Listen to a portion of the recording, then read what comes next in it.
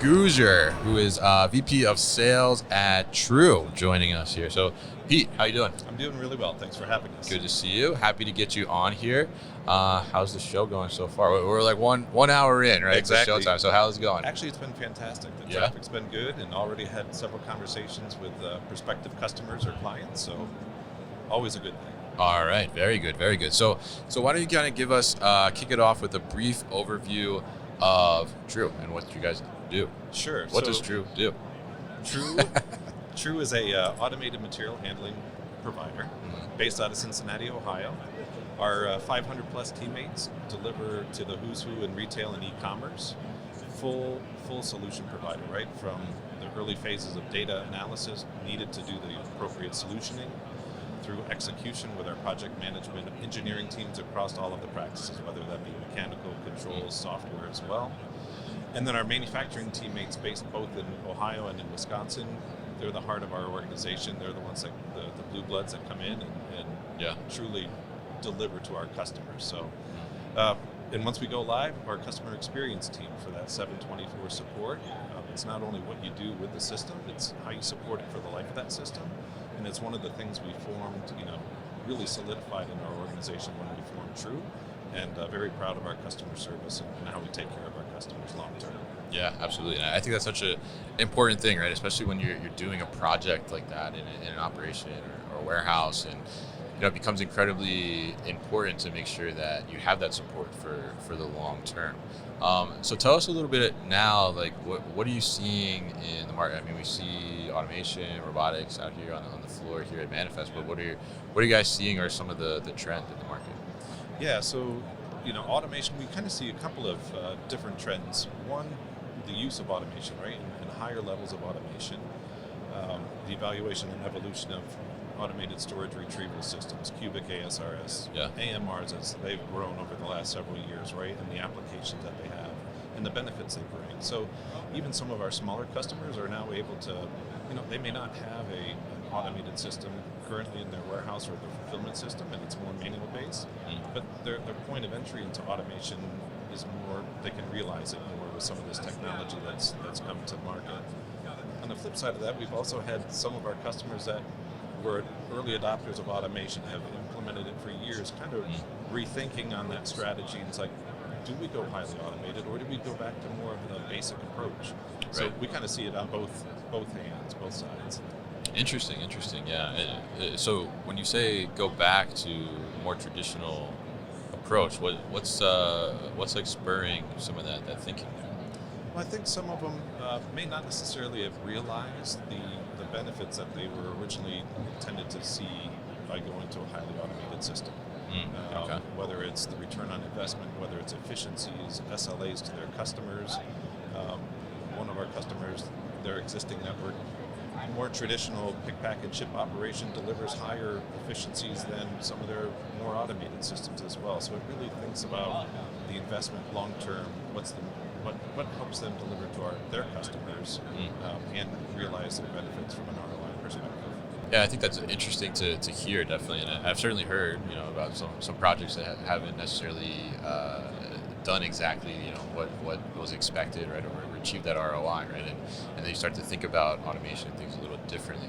But talk to us a little bit about, you mentioned in there some evolution of ASRS and some cubic type solutions. So talk to us a little bit about what are people looking at with their kind of existing spaces? How are they looking to try and get more out of those spaces?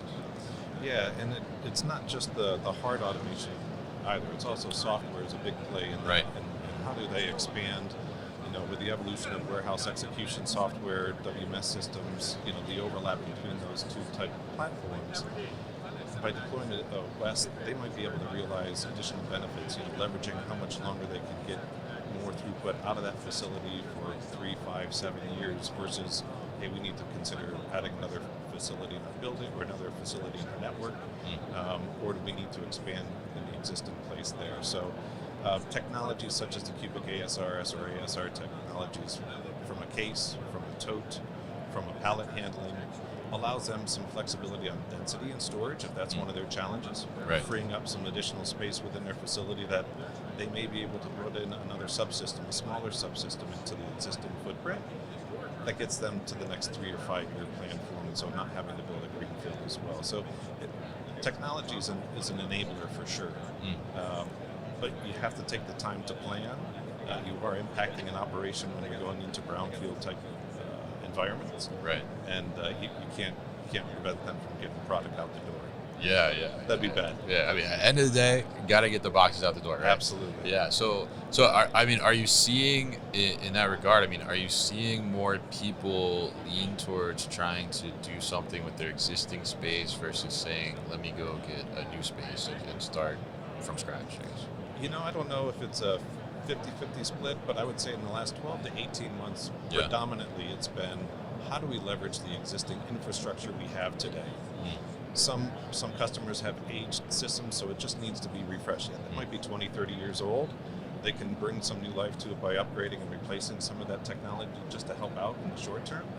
We have other customers that during this time have also been investing in expanding their network with greenfield builds. But I would say predominantly we've seen a lot of the brownfield type systems and opportunities in the market.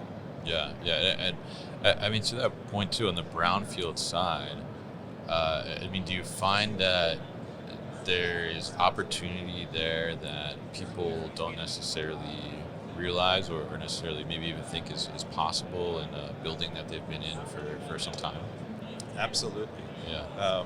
You know, what we try to do is working with our customers, we try to help them understand, okay, what's the date of your facility, right? What's your throughput? What are your SLAs? What do you need to get produced in that given time frame? And then what are your operational practices that you have currently in place? So we've helped customers come in existing facility with or without technology or automation involved.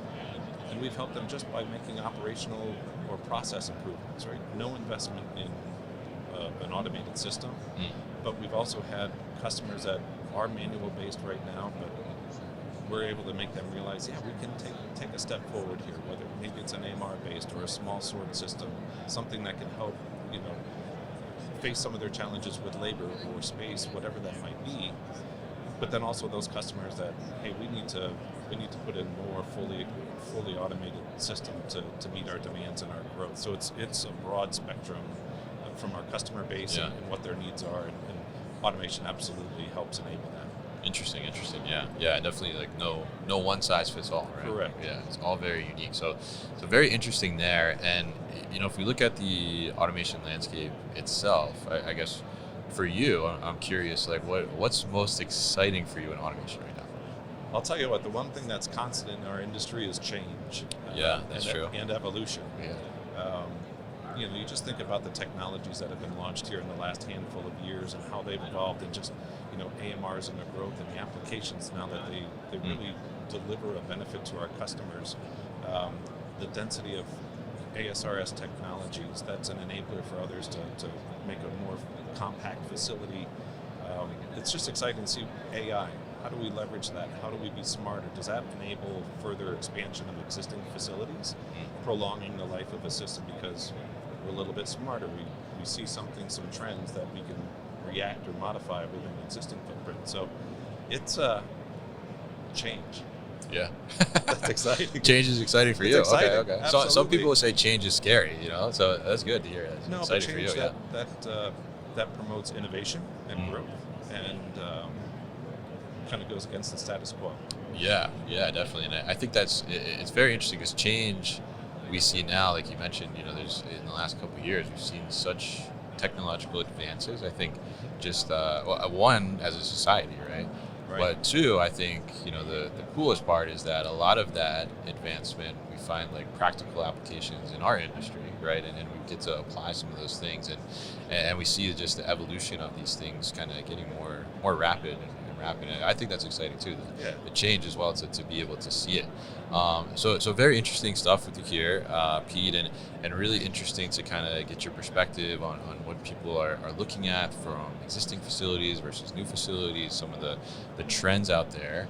And for you here at Manifest, what are you kind of looking to accomplish here? What's on your radar? Yeah, so obviously we'd love to make introductions to True to some additional customers and what have you while we're here at Manifest. But we have an ecosystem of what we call True Partners, and a lot of them are on display here as well. So how we can support them and carry their technologies and move them forward as well, and coming forward as a real solution provider here to more people at the show. All right, awesome, fantastic, and I love that definitely. So, so if people at home are watching and they want to learn more about True, what's the best way to do that? Go right online at trueautomation.com. So it's TREW automation.com. Website filled with information, or feel free to reach out on the number on the site, 1-800-571-TRUE. Oh wow, this guy he's on the dime here, definitely. All right, definitely. Well, Pete, I appreciate you coming by the booth. Definitely, I'll say it's truly been a pleasure. I'll say, can we do that? Perfect. Don't give me too many groans at home there. So really appreciate you coming by, Pete. It's definitely been a pleasure. Great, thank you for your time. Thank you. Hey guys, thank you so much for tuning into today's video here on our YouTube channel, the New Warehouse Podcast, and I appreciate you tuning in. If you liked what you saw, make sure you subscribe to our channel, and if you like this video in particular, make sure you like it as well. And if you want to get this great t-shirt that you see in the video behind me, Warehouses Are Sexy, head to warehousesaresexy.com and get your own.